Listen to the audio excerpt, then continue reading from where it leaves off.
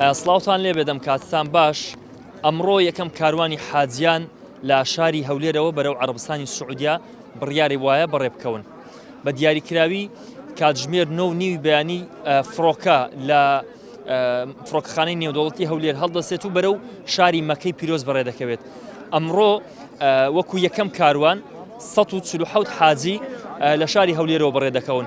ئەم قەرباڵغەیەکەوە لە دەوروبەری من هەیە حاجیان لە بەردەم پارکی شانەدەر لە شاری هەولێر کۆبوونەتەوە بۆ ئەوەی بتوانن بەیەکەوە بە ڕێگای پاسێکەوە بچنە نێو فڕۆکەخانەی نێودەوڵەتی شاری هەولێر و دواتریش بە فڕۆکە گەشتەکەیان ئەنجام بدەن.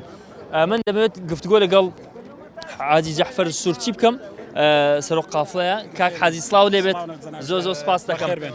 ئامادەکاریەکانتان بەکوێ گەیشتووە و لە ئێستا لە چ قۆناغێک دێن؟ الحەمدولله سەرەتا بەخێر بێن، الحەمدولله سوپاس ستایش بەخوای پەروەردگار، خوا شەرەفەی پێبەخشین.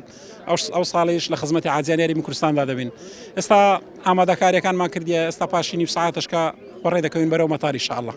زۆر باشە کاک حاجی، لەوێندە لە شاری مەکەی پیرۆز ئامادەکاریە کراوە بۆ حاجیان؟ بڕیار وایە کاتژمێر چەند بگەنە مەکەی پیرۆز؟ تەسەوڕ دەکەم ئینشاءالله لە دەورا پشتی مەغریبێ بگەینە شاری مەکەی پیرۆز ئینشاءالله. لە شاری مەکە الحەمدولله هەموو شتێک دابین کرایە. لەوانە وتێلەکە الحەمدولله نزیکە تقریبان بەپا بۆ شخصێکی وەکو من بە چارێکە سەعاتێک دەگەی. سێژەم خواردن دابین کرایە. لێرە سێ لە شێفەکانی کورد هاتینە لەوێندە ئیشرافی خواردنەکان دەکەن. الحەمدولله فندقەکی نزیکە هەموو ئامادەکاریە کرایە. برایان لە بەڕێوەبەراتی گشتی حەج و عومرە تقریبان نزیکەی 12 ڕۆژە لەوێن دەرن، هەموو ئامادەکاریەکانیان کردی الحەمدولله. زۆر بەخێر بەسەلامەت دەستم گەڕێن ئینشاءالله. کاک حاجی بابێ مەلای جەناویشتان، تو چەند ساڵە ناوی خۆت دەنووسی بۆ پرۆسەی حەج؟ والله وتي 2007 لە 2007 علي والله. چۆن خۆت بۆ ئەو سەفەرە ئامادە کردووە؟ والله ئینشاءالله زۆر باش. ماڵ و منداڵ عاجز نابن بۆی کە دەڕۆی بەخوای بڕێک بدی طبعا ئەو حێز هەرە من ئەدیکم بەس بکەین تەبی هەر بچی. ڕێگاکە سەفەرەکە چۆنە؟ ڕێگاکە چۆنە بۆی کە دڵت لێ ئاسوودە بێت؟ زۆر خۆشە، دڵم زۆر خۆشە الحەمدولله.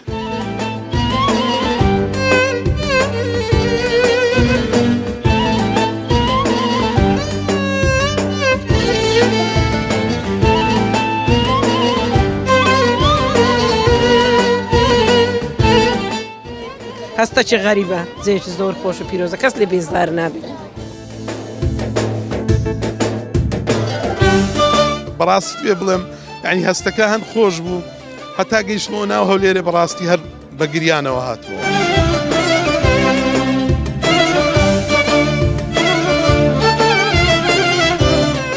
ئەو گریانە ناوی خۆم دایکم نووسی بوو لە 2017 قسمەت نەبوو، دایکم وەفاتی کرد. حەزم دەکرد لەگەرم بە قسەم پێ ناکرێت لە بەگریانی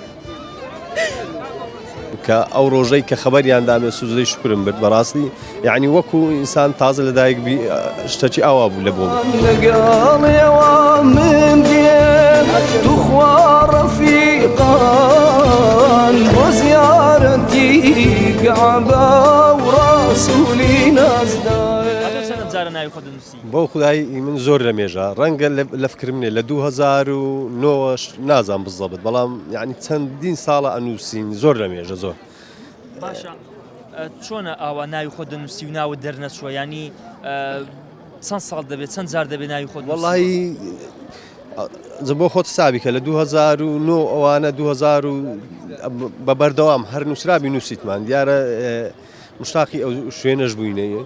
ئینشاءالله خوای گەورە بەنسیبی کردین و کە داوەتی کردین. بەڕاستی خۆشترین شت بوو لە ژیانم کە ئەو ڕۆژەی کە خەبەریان دامێ سوزدەی شکرم برد. بەڕاستی یعنی وەکو ئینسان تازە لە دایک بی شتێکی ئاوا بوو لە بۆ من. باشە چۆن خۆت بۆی ئەو سەفەرە ئامادە کردووە؟ ینی ماڵ و منداڵ، ئیش و کار، هەموو ئەو شتانە ئامادە سازیت کردووە بۆ سەفەرە؟ بەریارێ وەڵات چکە لەبەرەوەی ئەمە یەکەم شت کە دەرێم زۆر لە مێژە دەنووسین. یعنی هەموو ساڵێک کە نووسیتمان خۆشمان ئازر کردو. بەڕاستی ینی هەموو ئامادە سازێکمان کردی، هەم لە ڕووی جەستەیەوە هەم لە ڕووی خۆپارێزی لە هەموو نەخۆشی و شتەکان برێم کوتان ئەو شتانەمان هەموو کردیە. لە ڕووی ڕاضە و جەستەیش یعنی خۆمان ئامادە کردێ چکە بەتەمای ئینشاءالله کە دەچینەوێ بۆ عیبادەت و لە بۆ ئەوەی بچین کە خوای گەورە لێمان وەرگری ئینشاءالله. ئامینە. بەتەمای یەکەم کەس دوعا لە بۆ کەسێک دوعا لە بۆ چێ بکەیت؟ واللهی دوحا خەڵک زۆر داوای لێکردن و دوعاش لە بۆ هەموو مسلمانانەکەین ئینشاءالله و لە بۆ کوردستانی شەکەین. خوای گەورە ئەو کوردستانەمان لۆ پارێزی و لە هەموو بەڵام موسیبەتەچی بە دوور کاوە هیدایەتی سەرکردە و هەموو سەرکردەکانیشمان بدەکە ئینشاءالله خوای گەورە هیدایەتیاندا و لە گەندەڵی ئەوانە بیان پارێز. کاک حاجی جەنابتان ئینشاءالله بەنیازن.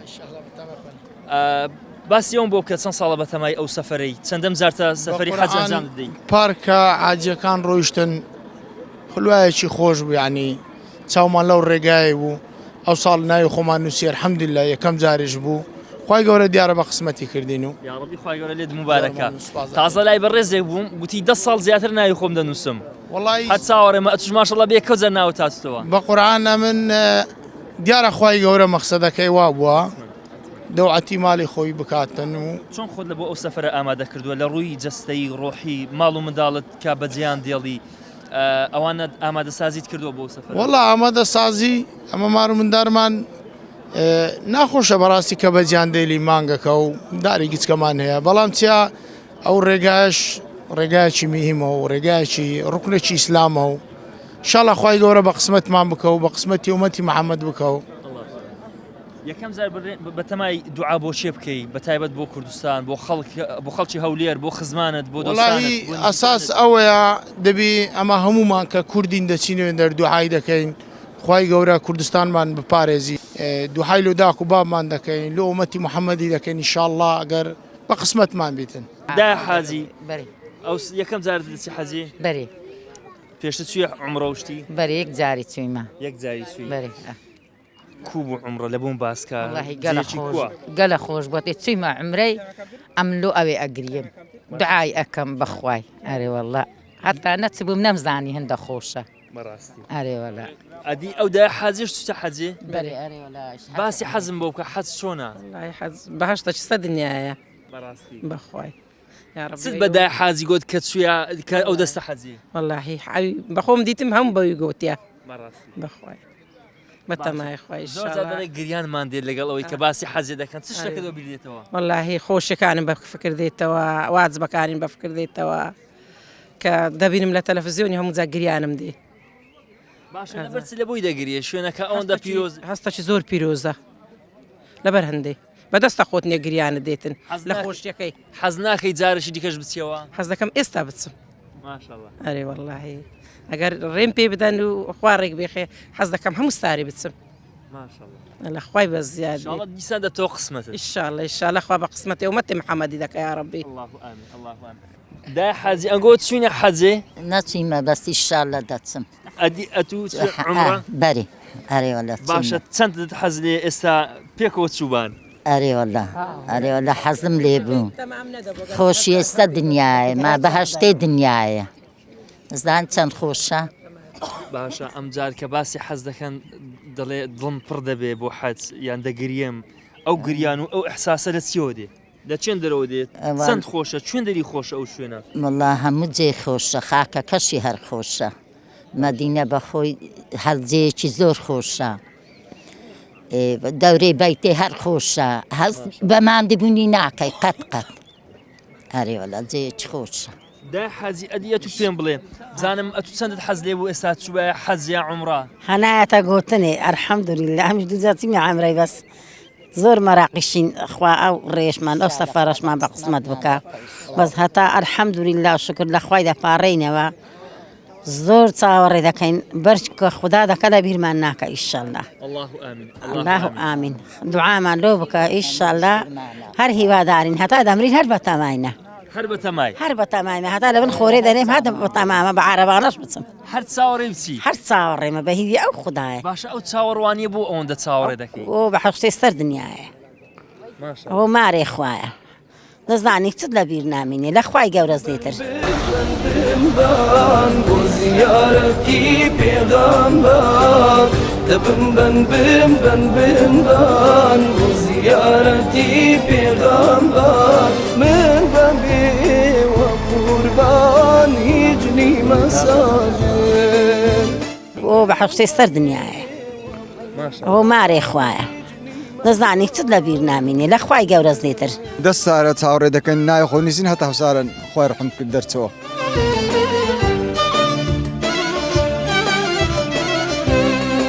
سپاس خی گەورە دەکەم کەوا لەو هەموو بەندەی خۆی منی هەربژارد بە میوانی خۆی. ئەو کاتێک کە دەچە حوشەی حرەمی چاوت بە بەیتی دەکەویتن یعنی لە ناختەوە در هەر ئەوەتە لە سینەی دەرناچیتن. ڕێگای مەدینە بکێڵم باگو ڕێگای مەدینە بکێڵم باگو ئاوی بۆ بێنم قوربان بادی دەوڵاتێ ئاوی بۆ بێنم عەزیزم. ئەتو ئینشاڵڵا دەچێ حەزی ئینشاءڵڵا یا ڕەبی خوای گەورە قبوڵی کە. یا ڕەبی حمر درێژ بن سەلامەت بن یا باسم ڕەبی. بۆ بکە بزانم چۆن خۆت لە بۆی حازر کردووە ئەو سەفەرە چۆنە لەگەڵ چێ دەچی؟ وەڵا لەگەر پیاوی خۆم دەچم ئینشاءڵڵا سەفەرێکی خۆشە و پیرۆزە لە هەموو بسورمانە پیرۆزبی ئینشاءڵڵا ئەو سەفەرە بە قسمەت هەموو بسورماناژبی ئینشاءڵڵا. الله ئامین. کو خۆت لە بۆ ئەو سەفەری حازر کردیە بە تەمای ئەو سەفەرە چۆن لەوانەوە 10 سارەمە خۆ حازر کردە لەو سەفەرێ ئەوش خوای ئەو سارە ئینشاءڵڵا بەنسیبی کردینە هێوادارین هەموو برسومانەک ڕێتێ بکەوی و بەنسیبی بی ئینشاءڵڵا. چاوەڕێ دەکەی 10 سارە چاوەڕێ دەکەن نای خۆ نووسین هەتا هەوسارن خۆی ڕحم کرد دەرچەوە.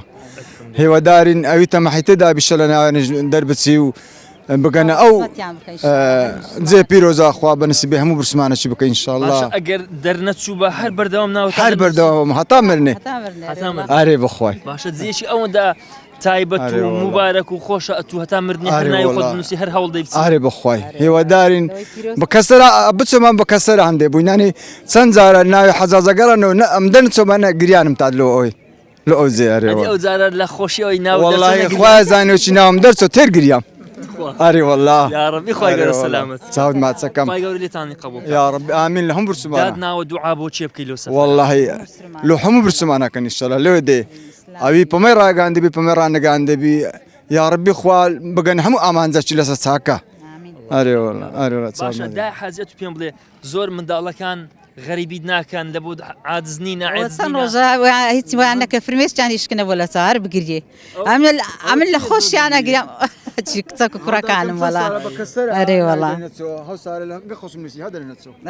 دای حەزی دەرنەچوو دی لە بە عمری گوتی هەفتەیەک سارە چەند ساریشان نووسیندەوە لەگە خۆم وەرە من وەرە ئەتوو دای حەزی چەند ساڵ لە ناوی خۆت نووسێ لە بۆ حەزی 10 ساڵش پترە چازانانی نووسی خۆی پەنسیب نەکردینە تەگە خۆمە نووسی ناوی دەنا هەو سارە ساڵەشی دیکەش هەر ناوی خۆ دەنووسیەوە ئەرێ وەڵا هەموو سارە تەمای خوای هەو سارە ڕەفزیاندای لە بە موالیدێ ئەو ساڵە بەس لەبەر موالیت ڕەفز ئەرێ وەڵا موالیدی هەفتەیەک سار بوو 69 سار تەوی بچی ئەمریکا 69 سار بی ئەوە.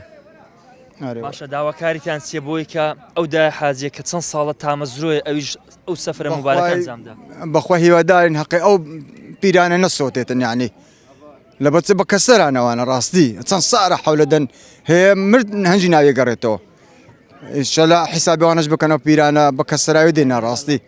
ئەرێ وەڵا ئامین ئەرێ وەڵا ئینشاڵڵا ساڵەشی دیکە دای حاجیش دەچی ئینشاڵڵا ئینشاڵڵا چاوت ماچەکان پێشتر چویە حەز دای حەزی ئەگەر ڕوو لە کامێرەکە بکەیت ئینشاڵڵا ئەم ساڵیش بەنیازی ئینشاڵڵا از ناوی خۆم نووسی نام دەرنەچوو ناو دەرنەچووە پێشتر چەند ساڵ ناوی خۆت نووسیوە دای نەمنووسی بڵای نەدنووسی ناوڵا خوای گەورە لە بۆت ئاسان بکە یا ڕەبی ئەو دای حەزی کە دەستە فەریزەی حەج چیتووە براژمە براژمە خوای گەورە لە بۆیان ئاسان کە یا ڕەبی ئەتوو حەزت نەدەکەی ئێستا لە شوێنی ئەوان بای بچی درمالێ دەبێت لەگەدا بمایە باشە زۆر جار ئەوەی کە دەڵێت نەچوومەیان حەزم لێ بچم دەگری زۆر بێتاقەت دەبێت حەمرەم کردی حەزم کردی شەڕ ئەجاشخوا بنووسیم دەکاتەوە ئینشاڵڵا حەزیشت کردی الحەمدوللا ئینشاڵڵا ئینشاڵڵا دووبارە خوای گەورە بە قسمەتت دەکاتەوە ئینشاڵڵا چۆن خۆتان بۆ ئەم پرۆسەی ئامادە کردووە پرۆسەی حەز بۆ ئەم سەفەرە مبارەکە لە ڕووی ڕۆحی لە ڕووی ئیمانی لە ڕووی جەستەیەوە وەڵڵاهی خۆمان ئامادە کردووە بە هەموو توانایەکمان ئینشاڵڵا بە سەلامەتی هەموو حاجیان بە سەلامەتی دەچی و دەگەڕێتەوە ئینشاڵڵا.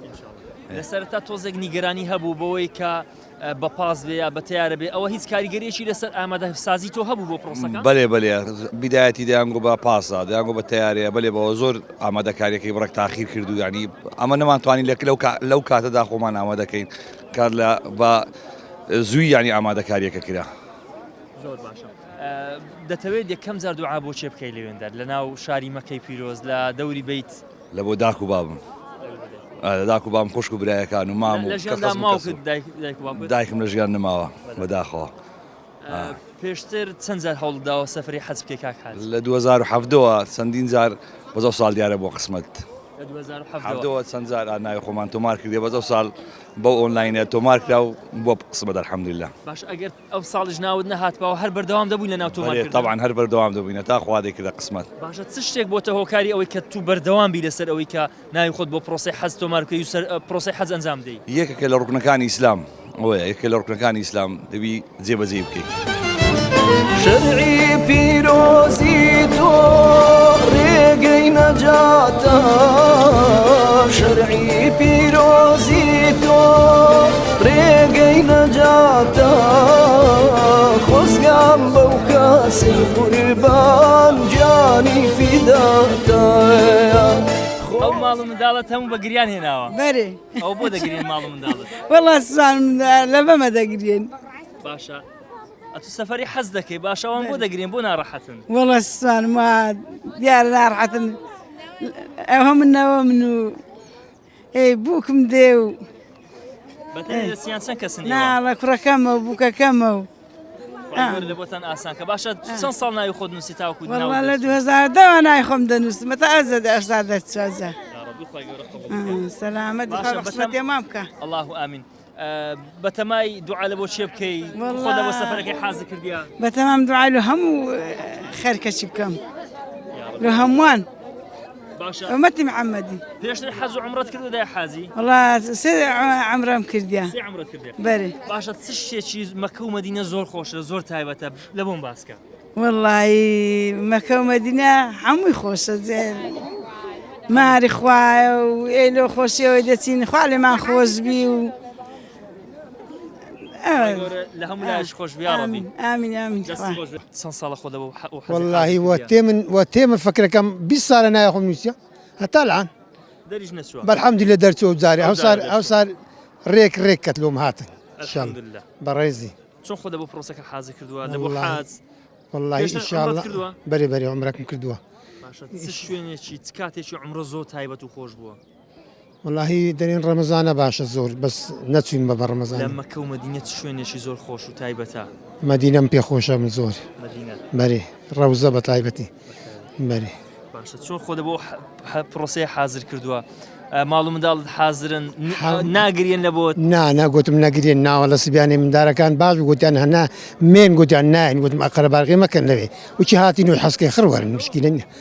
هەڕۆ گوتم خۆ لە ڕێمەدەن بەو شەوەی بەو ناوەختەی جوان نێو باشیش نییە لە بەوەی خوارەکە حادیسەك بقەومی قەرەبارغەکە ئینشاءالله خوا هەموو کوردستانی پارێزی هەموو بسلمانە پارێز. بەتەمای یەکەم جار دوعا لە بۆ چێ بکەیت و حەج؟ واللهی لۆ بەخۆی دەبی لۆ ماوەمداری خۆ بکەی پێشەن دوای لۆ هەموو بسلمانە لۆ هەموو کوردستان بە تایبەتی پارێزی لەو شەڕ و چۆقەی ئەو شەڕ و چۆقە لە ناو کوردستان لاب بەخوای لە هەموو بسلمانە لاب بەی. ئەرێ وەلا حەزین لێ ئەو تشتانە ئینشاءالله خوا ئاین پارێزی. الله ئامین. خۆت حازر کردی لە بۆی؟ بەڵێ بەڵێ. مارومدار لەوەت ناگرێن؟ بەرەوڵا دەگرێن بەس هەمویان ئامانەتی خوای گەورەکەم. ساوت فرمێسک بووە؟ ئارە وەڵا. لەبەر چی باشە؟ وەڵی لە خۆشیانە. لە خۆشیان. ئارە وەڵا. باشە پێشتر عومرەت کردووە یان حەزت کردووە پێشتر؟ وەڵا سێ عومرە و 2 حەزم کردووە. ماشەڵڵا. ماشەڵڵا تەبارەک لە خۆشیان. ئارە وەڵا. دڵم یەشێ بەو جێیە. ئارە بەخوای. باشە چ شوێنێک و چ کاتێکی حەج زۆر تایبەتە بەتابەت یان عومرە چ شوێنێکی زۆر تایبەتە کە وای کردووە ئەتوو 3 جار بچیەوە؟ واللهی هی عومرە کە چاو بە کەعبەی پیرۆز دەکەوی زۆر خۆشە کە حەجیش ڕۆژی عەرەفە گەورەترین ڕۆژە لە دنیا زۆر خۆشە دڵم زۆر بەو جێی خۆشە. باشە سەبارەت بە منداڵەکان لە بۆت عاجز نابن ئەوەندە چووی بەجیان دێڵی یان ئەوانش حەزیان لێ نییە بێن؟ بەرەوەڵ ئەوانش الحەمدولله هەندێکیان ڕۆژان دیکشان ماون. ئارە وەڵڵا ئینشاءالله ئەگەر چووی بەتەمای یەکەم جار دوعا لە بۆ چێ بکەی لەو سەفەرە؟ وەڵڵا بۆ داک و بابم. ئارە وەڵڵا سەلامەتی خۆش بیا سەلامەتی خۆش بی زۆر من باسم بۆ بکە چەند ساڵە بەتەمای حەجی ئەو ساڵ ناو دەرچووە؟ والله لە مێژە جاری دووەمەوە. جاری دووەم تا دەی الحەمدولله. باشە چۆن بۆ ئەو سەفەرت بڕیارددا ئەو سەفەرە والله ناوان نووسی لە قورعی ناوان دەرچوو خوا کردی قسمەت ئینشاءالله یەکەم جار چۆن بڕیارددا ناوی خۆت بنووسی لەوە پرۆسەی حەج ئامادەکاریت کرد بوو بەێ کراوە قورعەکە ناوەکەمان نووسی ناوان دەرچوو خوای بەزیادی الحمدلله باشە سەبارەت بە ماڵ و منداڵت ئیش و کارت کە ئەو شانە بەجێ دێڵی نزیک بە مانگێک خۆت بۆ ئامادە کردووە بە تاکەیت بەزەوە لە هەمووی گرنگترەوە حەزەکە لە هەمووی گرنگ بە تاکەیت خوای بەزیاد بی چاوت ماز دەکەم بەڕێز سپاس دەکەم کاک حاجی ئیدریس سڵاو دەبێت زۆر سپاس دەکەم ئامادەکاریەکانی ئێوە بە کوێ گەیشتون بۆ ئەنجامدانی پرۆسەی حەج و بەڕێکەوتن بسم الله الرحمن الرحيم الحمد لله الصلاة والسلام على رسول الله محمد آله وصحبه ومن والاه الحمد لله پرۆسەکە ئەمڕۆ دەست پێ دەکا هەموو ئامادەکاریەکان تەواو بووە سوپاس و پێزانینمانەیە بۆ بەڕێوەبەراتی حەج و عومرە بۆ وەزارەت کەوا ئاسانکاریی هێزگار زۆر چاچیان لۆ کردین الحمد لله بۆ تیارە بە هەوڵ و کۆشی بەڕێز وەزیری ئەوقاف و کاروباری ئاینی و بەڕێوەبەراتی حەج و عومرە کەوا زۆر ماندووبوونەشی زۆریان چاند تا بتوانن ئەمە بگەینەوە ئەو حەدەی کە بەتەما بوو بە پاس بچین الحمد لله ئێستا وا پرۆسەکە ئەمڕۆ دەست پێ دەکا ڕۆژانە ڕەحلەکانی تیارە هەموو ڕۆژێ دوو ڕەحلە دەڕوا بەرە ڕەحلەکان ئینشاءالله دەگەینە جێگای خۆمان و بە سەلامەتی ئینشاءالله بڕیار وایە کەی بەڕێکەون ئێستا ینی ئێستا نزیک بە کاتژمێر 5 ئێستا تقریبان ئەمە ئامادەکاریەکمان کردیە ئێستا تقریبان چەند کەسێکمان مایە دوسێ کەسمان مایە ئامادەکاریەکانی خۆمان تاواکەین و بەرەو مەتار دەڕۆین ئینشاءالله زۆر باشە کاک حاجی سەبارەت بە حاجیان ئێوە لە شاری مەکەی پیرۆزیش بە هەمان شێوە ئامادەکاریتان بۆ کردوونەوە ئامادەکاریەکان کۆتایی هاتووە بەڕێ الحەمدولله لە مێژە تقریبان لەوانەیە 15 ڕۆژ پێشی ئێستا بەڕێوەبەراتی حەج و عومرەی هەولێر بەخۆی بە خودی خۆی بەڕێوەبەری کاک دلشاد لەگەڵ جەماعەتی ستافی کاک کامەران کە بەڕێوەبەری حەج و عومرەی بەڕێوەبەراتی حەج و عومرەی عامە لەوێن دەرن ئەمیان ئامادەکاریان کردێ پێشوازیمان دەکەن هەر لە ناو مەتار گەگەیشتینە ناو مەتاری سعودی هەموو ستافی خۆمانە بەڕێوەبەراتی حەج و عومرە دێن وەرمان دەگرن پاسمان لۆ دابین دەکەن هەتا دەگەینە ناو فندقی خۆمان کە فندقێکمان جێگاکەمان لە زۆربەی جێگای دەوڵەتان لە زۆربەی زۆری خۆشترە جێگاکەمان نزیکترە الحەمدولله ئەوەش هەر بە هەوڵ و کۆششی وەزارەتی ئەوقاف بوو لەبەرەوەی وەزارەتی ئەوقاف و کاروباری ئاینی هەتا لەسەر ئەو شتەی کە ئینسان بە حەقیق عەدالەت و تەواوی قسە بکە 250 دۆلاریان دانایە لۆ هەر حاجیەک بەس لەبەرەوەی کە جێگامان لەگەڵ عێراقیان لە هەموو جێگامان لە هەموو جێگاکانمان خۆشترە الحەمدولله بە 12 دقە بە 10 دقە بە 12 دقە بە پێی خۆمان دەگەینە ناوی و هەموو کار و فەرمانەکانیشمان الحەمدولله هەموو شتێکمان کامل تەواو کردیە و بەس ئەوەندەمانمە ئینشاءالله بە سەلامەتی بگەین ئینشاءالله بە سەلامەتی دەگەن و بە سەلامەتی دەگەڕێنەوە ئێوەش خوا موفق دەکا خوا بە قسمەتی هەموو لایەکی ئێوەش بکە ئینشاءالله زۆر سپاس زۆر بەخێر بێ سەرچاو زیارەتی پێغەمبەر دەبم بن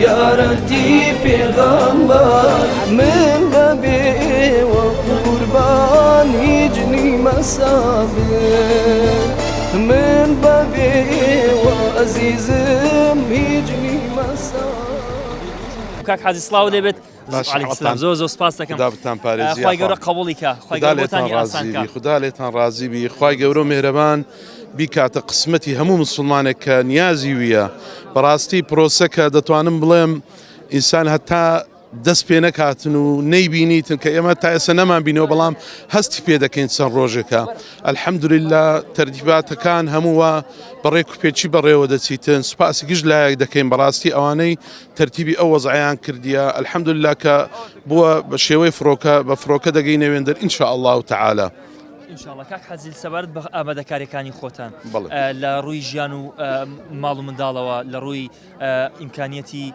جەستەییتانەوە لە ڕووی ڕۆحیەوە چۆن خۆتان ئامادە کردو بۆ ئەم سەفەرە واللهی خۆی ئەو سەفەرە بەڕاستی یعنی دەتوانم بڵێم یەکە لە ڕوکنی پێنجەمە لە ڕوکنی ئیسلام من استطاع إليه السبيل طبعا ئەوەی توانای تێدا هەبیتم بەڵام بەڕاستی پێ بڵێم دەتوانم بڵێم سەفەرێکی ڕوحیە یعنی دەبێت و ڕوحیەن و جەسەدیەن خۆتی بۆ ئامادەکەی ئەم سەفەرە دەتوانم بڵێم دعوەتێکی خوای گەورە میهرەبانە خوای گەورە میهرەبان دعوەتت دەکە بۆ ئەو ماڵە پیرۆزەی بۆ بەگەیاندنی فەرزی حەج بەنسبەت ئامادەکاریەکان باوەڕت هەبی ئەوەندەی دەڵێم خوای گەورە میهرەبان یعنی ئەو نقطە زۆر گرنگە هەر هەموو شتەکان تەسهیل دەکاتم بەخۆشت نازانی کو تەرتیب دەبی کو ئینسان دەبی بەرنامەی لۆدانێ پڕ بەڵام خوای گەورە میهرەبان نیەتەکەی ژۆرێ ئیخلاسەکەت وە دەکاتن بەڕاستی هەموو شتەکان تەرتیب بیتن لێرەوە دوعا دەکەین خوای گەورە و میهرەبان هەموو لایەک موفقکە یا ڕەبی خوایە ئەوەی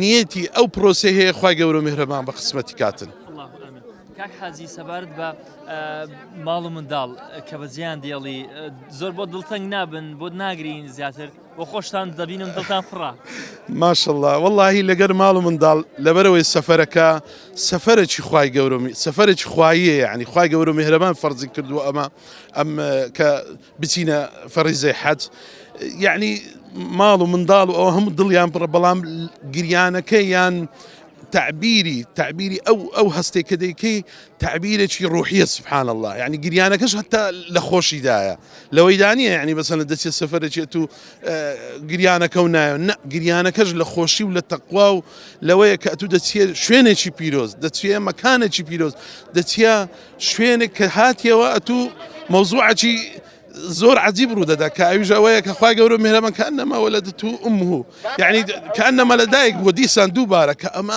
دەبی چ پرۆسەیەک بی دەبی چ پرۆسەیەکی ڕوحی گەورە بی ئەتوو بچێ شوێنێک بچیە بقعەیەکی مبارەک بێوە ئەتوو یعنی هیچ گوناح لەسەر نەبی ئین شاء الله تعالى کە ئەوەش وەدەکا یعنی فعلا گریان بتگری فعلا یعنی ئەمن ئەوەندەی دەڵێم بەنسبەت خۆم یعنی 4-5 ڕۆژ ئاگال لە خۆ نامینێ پێش سەفەرەکەی بە هیچ شێوەیەک نازانی کو دەڕۆی نازانی کو دەی نازانی یعنی سەفەرەکە ئەو هایە بەڕاستی پێ بوو من ئەو پرسیارەش کەم کاک حەزی ئەو کاتێک کە زانیت ناوت بۆ پرۆسەکە دەرچوو هەرسوو حساسی چۆن ئەوە یعنی ئەوە شتێکی زۆر نازانم ئەو پرسیارت کولوهات من ناوم ڕزگارە بەخۆت دەزانین لە عەرەبی گاو نییە کافە ڕزگار بەڵام ئەمە بە پەسەپۆرت تەقدیمان کرد باوەڕتە بی لە ڕێی داهاتمەوە لە ڕێیەکی دوور گوتیان ناو دەرچوو تەماشای مۆبایل و شتەکانم کرد دەرنەچوو زۆر حەزیم بوو لەبەرەوەی ڕزگارم دادەگرت بە کوردی دەرنەدەچوو هەتا گەیشتم منتقەی ڕاستەکەی خوشکەکەم خوای گەورە میهرەبان تەمەنی درێژ کاتن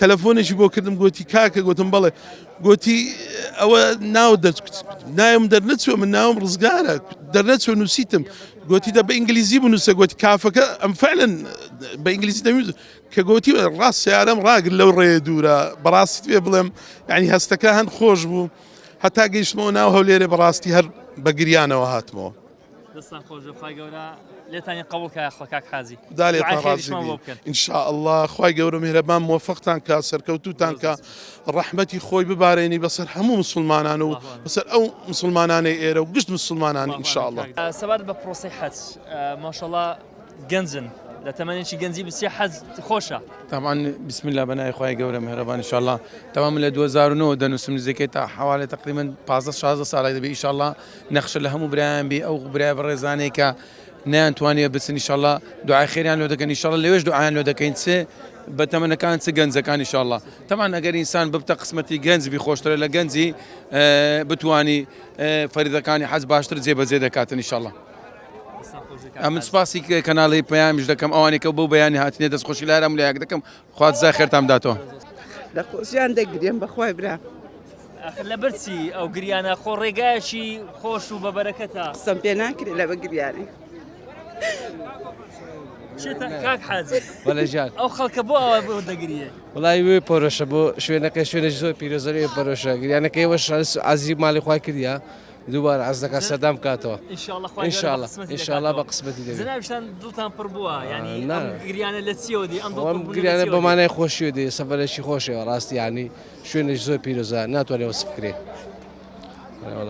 بەنیازی ئەم سەفەرە ینی ئەمە چەندەم جار یەکەم سەفەرمە سەفەری عەمرەمان کردووە بەڵام وەکو عەز یەکەم سەفەرە ئینشاءالله لە خشەبی لە هەموو موسڵمانە چەند ساڵ ناوی خۆتان نووسیوە بۆ پرۆسەی حەج کە دەرنەچووە تقریبا 4 ساڵ برسویمان نەبزە دەرچوو لەبارەی پرۆسەی حەج ئێستا بەڕێ دەکەون بۆ حەج بۆ ماڵی خوا چیت هەیە چۆن خۆت بۆ ئامادە کردووە والله طبعا نەک ئێستا لە مێژە خۆم بۆ ئامادە کردووە لە خوای بەزیاد بی لە فەزلی خوای بەزیاد بی ئینشاءالله نەخشە لە هەموو ئومەتی محەممەد بی لە هەموو بسلمانان بی بە سەلامەتی بچین بە سەلامەتی بینەوە ئینشاءالله حەز دەبینم دەگری ئەو گریانە بوو گریانەکەم بەسێکی خۆشیە بەشە چی درم دەستە لە مار من دارم بەجێم هێشتە.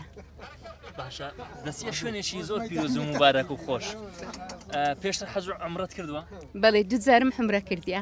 دوو جار عومرە کردووە. باشە زیاتر شوێنێکی حەز و عومرە زۆر خۆشە بەتایبەت ئەو گریانە ئەو شوێنە خۆشە ینی پێش دەکات بۆی بگری؟ بەڕاستی ئەو کاتێک کە دەچە حوشەی عەرەمی چاوت بە بەیتی دەکەویتن یعنی لە ناختەوە در هەر ئەوەتە لە سینەی دەرناچیتن فرمێسک لە چاوەکان ڕاناوەستیتن چاوت بە حەرەمی دەکەویت زۆر زۆر هەستێکی خۆشت دەبیتن بەڕاستی قوربانت بم یا ڕەبی تەمەتان درێژ بی خی گەورە ئەو شوێنە پیرۆزێ کو بە قسمەتی من کرد سی سارە بە ئاواتی ما بە یەکەم جارژ ناوم دەرچوو یا ڕبی بە قسمەتی ئومەتی محەممەدی بی بە قسمەتی ئێوەش بی یا ڕبی خی گەورە ئەو کوردستانەمان لۆ بێلی ئەو کوردستانەمان لۆ سەرکەوتوو بکە خوا شاری هەولێرێ خوا لە خاتری گەورەی خۆت هەر لێش دوعای دەکەم دەرم خوا شاری هەولێرە سەلامت بی خوا کوردستان و کوڕی کوردان سەلامت بن خوایە.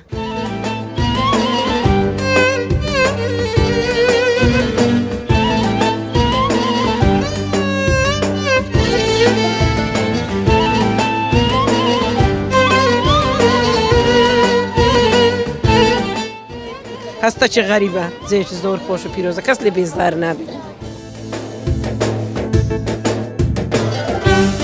بەڕاستی پێ بڵێم ینی هەستەکە هەند خۆش بوو هەتا گەیشتمەوە ناو هەولێرە بەڕاستی هەر بە گریانەوە هاتووە.